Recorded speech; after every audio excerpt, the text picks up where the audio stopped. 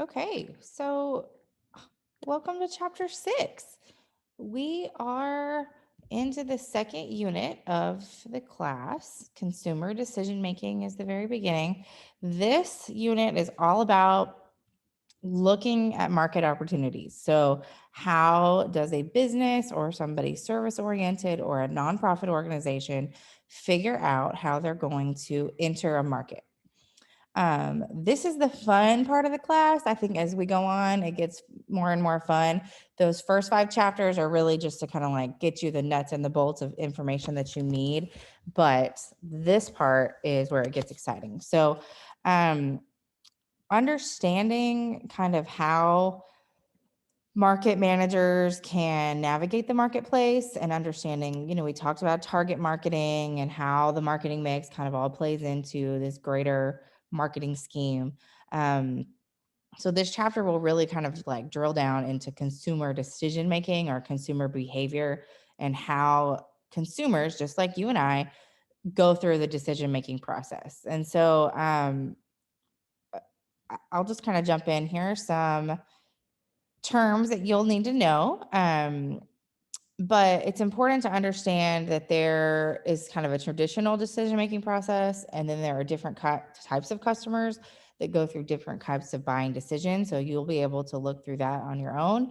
I'm not going to spend a lot of time on that, but I wanted to just talk about kind of the overall journey and kind of what this means. So every one of us has a product or a service that we enjoy, and those things are constantly evolving and changing. So, how you and I, or anybody else in the whole world, goes about deciding what they're going to purchase, how they're going to purchase it, and how they're going to dispose of a purchased good or service is important. So, all of these factors combined kind of play into this consumer decision making practice. So, let's talk about value. Value is something that a word that you probably use, a word that we kind of throw around, and it has different meanings in different contexts. But when we talk about value here, it's how much importance do we put on something. So that's a purchase, that's the use of a good. It's our personal assessment of how important something is. And so we have what we call a perceived value. So this is what we expect to obtain from a purchase. So I perceive that I will go get my nails done and they'll look amazing and I'll feel great. And I have this like idea in my head and this perception of what there will be. And then there's this actual utilitarian value. And the word utilitarian means exactly what it means in other contexts here. It's what helps the consumer solve a problem. So, what is the functionality of the good? And then the hedonic value is how a value that acts as an end in itself rather than a means to an end. So, if we talk about the way that you and I go about purchasing food at the grocery store versus getting a haircut, those all have different types of values. Um, it's important also to think about what we call a stimuli. So if we begin this process and we have in our brain one of these values, so we either want to um, go through the process, we need a utilitarian function, or we have like a view of something in our mind. Well, that all began with a stimulus. So we have to recognize a need. And your book will go through all these steps of this consumer decision making process. But recognizing a need is the first step. And so when you have a stimulus, think about like the stimulus checks that we got during COVID-19. The stimulus, it was created. Those checks, a stimulus check was created to stimulate the economy by an influx of cash in Americans' pockets, right? So that caused all of these other things to happen. So it stimulated it. So when we have a stimulus, when it's used in terms of like, well, something stimulated me, like woke me up. So coffee, it's a stimulus in terms of its caffeine content. So it stimulates me to wake up in the morning. So here you might have some sort of stimulus that triggers you to need something. So whether that be I'm hungry, I need to go buy food, that's a stimulus. Um, or something bigger, like I am starting college and I have this new life event taking place. I'm starting a new chapter in my life and I'm going to buy a computer. So all of these things can kind of play into this process. Um, what will happen is consumers. So here you see it. I'll kind of zoom in here for you to look at it. Um, you have all of these different factors, and we've talked a lot about these, and this chapter covers them again, but they all play into this consumer decision making process. So, like I said, you start with this need recognition. I need something. A stimulus triggers you to say, I need something. So then you go on this information search. Um, the information search can be internal, external, or both. So an internal search is if I, in my brain, if I'm like, okay, I know that I need food at the grocery store and I want to make spaghetti tonight. And I know all the things I need to make spaghetti. I need pasta sauce, I need noodles, I need salt, I need olive oil. I know this in my brain. I've made spaghetti 1,000 times. Let me go ahead and go to the store and buy all these things. Or I could do an external search. Oh, I want to make something really, really, really nice. I want to make a champagne risotto and I want to make sea scallops. And I've seen this recipe before, but I can't remember what it is. So let me get online and go search out the ingredients. So I'm going to go outside of my own knowledge base to find out what I need. I like this chart here because we talk a lot about involvement. So how involved are you in the process of buying something? So for example, um, I bought a car. If I buy a car, well, that is a very large purchase. That's one of the biggest things people buy in general. So if I buy a car, that is usually an extensive search with a high risk, right? You have a lot of money invested in something. So you go through a lot of steps to find what you want and what you need, similar to buying a house, right? So not everybody buys a house every single day. When my husband and I bought our house, we did a lot of research. We took a lot of time. Our involvement was very great, right? We go over here to this extensive involvement because the time commitment took us a long time to purchase the house. The cost was high. We looked into ourselves to decide what we wanted and externally. And there were lots and lots of alternatives. The choices were abundant in terms of what type of house we would want to buy. And so this kind of goes on a sliding scale. So buying a pack of gum, I don't need to spend a lot of time on that. The cost is pretty low. I can probably stand there and look and say, oh, this is the one I want. This is the flavor I like. Cool. And my involvement's low. I don't have as much invested in deciding what I'm going to purchase. And then there's all this stuff in the middle, right? So buying a new pair of jeans or a phone case or a new computer or whatever. There are all these different pieces that, on this scale, it's a little bit more than buying a pack of gum, but less stressful and less intense than buying a house. So there's kind of a spectrum here. It's important to also know that your knowledge base and the way that this works for an individual person is different. So, for example, my mother is a real estate agent. They invest in properties. They have lots of rental homes in a college town. They have moved quite a bit in their life. And so they know when they go buy a house, they know exactly what they need. They don't have to take a lot of time. They've been watching the market. They're interested in it enough that they kind of pay attention, but they don't have a lot of time commitment here because their internal knowledge is greater than my internal knowledge in terms of what I know about buying a house. For you, that may be computers, that may be vehicles, that may be something that you're really interested in that you know all about. And so when you go to buy something, you don't have to do a big external search for it because you don't need to look outside your own knowledge base to purchase it. So that's why there's a spectrum here. And depending on the topic and what we're talking about purchasing is going to depend on how much time, involvement, cost, and information is needed to make that purchase. So I'm going to scroll back up here a little bit. You've got also going through these steps, this searching for information, evaluating alternatives, purchasing. You see this here, actually making the purchase, and then your post-purchase behavior.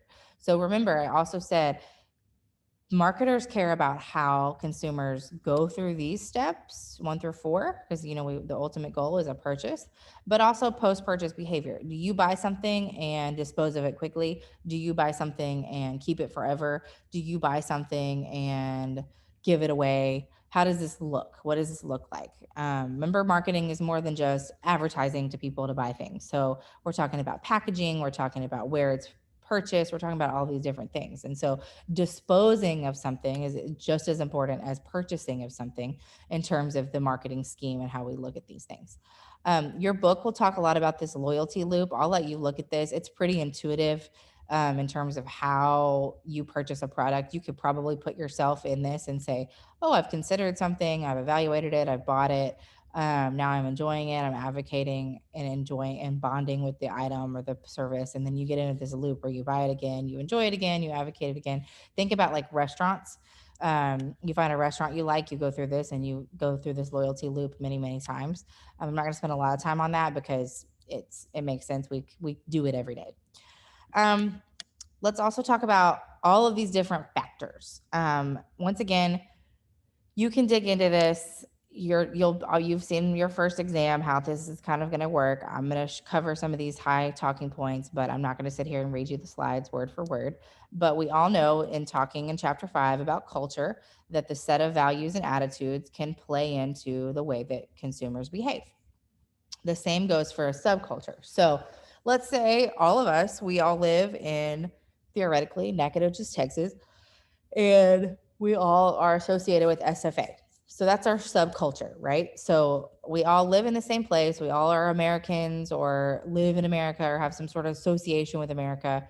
And then we move into this subculture where we also have an association with the university. And so this is a group of people who share elements of this overall culture, as in our ties to the United States and to Texas. But then we also have ties to SFA. Social class is a big one. So when we start to talk about price points and the way that people consume goods, we all know that people who are very wealthy can buy very nice things. Social class, people in the similar social classes tend to associate with one another formally and informally. And so they share these norms, these behavior norms. So buying a Rolex, a very expensive watch, is not exactly something that I am accustomed to in my lifestyle. Probably not you either. But there's a certain group of people in Nacogdoches that is something that they certainly are a part of and that they certainly partake in. And it's not uncommon to see somebody with a really nice diamond watch in their social class. And so these shared behavioral norms, the way that they go about purchasing things, I'm trying to highlight that to make it look like stand out, super cool, but my computer won't let me. So that was fun. But they all kind of help reinforce purchasing behavior and consumer behavior and this decision-making process differently than maybe college students would. I'll let you look through all of these different classes. You'll need to know these and kind of the way that they work and the way that they consume products differently. We all do this. We all seek out the opinions of others to try to figure out what we want to buy and what we don't want to buy. Consumers also may look to new products and new services to decide if they want to step into purchasing an item. So let's say the new, they're not new anymore, but when the Apple Watches were new, you might have said, if you have an Apple Watch, you might have said, okay, I'm starting to see these everywhere. Is it something I want to do? I'm not really sure. And then maybe somebody who you really trust in your reference group. A reference group is just a group that you look to help formulate your opinion on something. You may say, oh, somebody in my subculture, SFA, in my reference group, one of my friends has an Apple Watch and he showed me how it works and he's using it and this is how it works for him. You may decide, oh, that is super cool and I want to get one too. You have family, you have friends, everybody has like a different group of people that they may look to. So kind of dig into what a reference group means and an opinion leader, somebody who maybe you have somebody in your group. I think that's supposed to say opinion leader. That is supposed to say opinion leader. You may have somebody in your group who's an opinion leader. If they say this is good, then the rest of the group follows.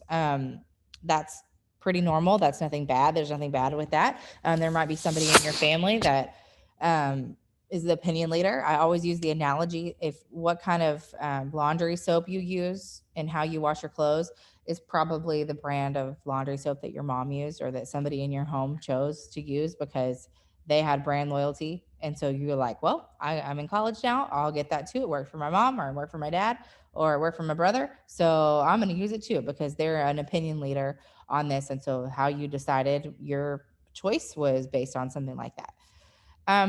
We talked about reference groups. So I'll let you go back and look through that. Um, there's all these different types of reference groups. So kind of dig into what those mean. And then look at these other things. So let people's lifestyle, people's gender, people's age, their life cycle stage. So my consumerism and the way that the things that I buy with a husband and two children, two young children, is very different than the things that you buy. So I buy really cool things like pull-ups and wipes and applesauce and fruit snacks. And you may buy applesauce and fruit snacks, but um you probably buy really way more fun things, that like fast food and t-shirts and stuff for school and books and all these other stuff. And so all these different types of purchases are obviously targeted at different types of people. People who don't have kids don't pay attention to pull-up commercials, right? That doesn't even resonate with them. For me, Miller Lite commercial, I don't care. I don't pay attention to it because I don't drink Miller Lite. Whereas a college kid might. I don't know. So that's kind of all of these things play into each other. So I'm hoping that you're starting to see the connection between, okay, I have a target market that has some of these characteristics, and this is how they consume goods. And then finally, I want you to go in and look at psychological factors. So Maslow's hierarchy of need is really, really important. We talk a lot about this in terms of like education. So we'll talk about how a student in a classroom can't learn math if they're hungry, or if there's problems at home because their needs are not being met in other places. So I want you to go look at this hierarchy of need. It is no different when it comes to marketing. So I cannot try to convince you to buy a really new cute designer handbag if you don't have any food in the refrigerator.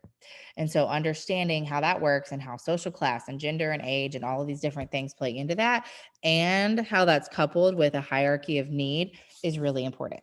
So take a little bit of time, dig into chapter 6. I think it's really interesting. You can put yourself into a lot of these situations and use that to kind of help give yourself some examples of how this works for you.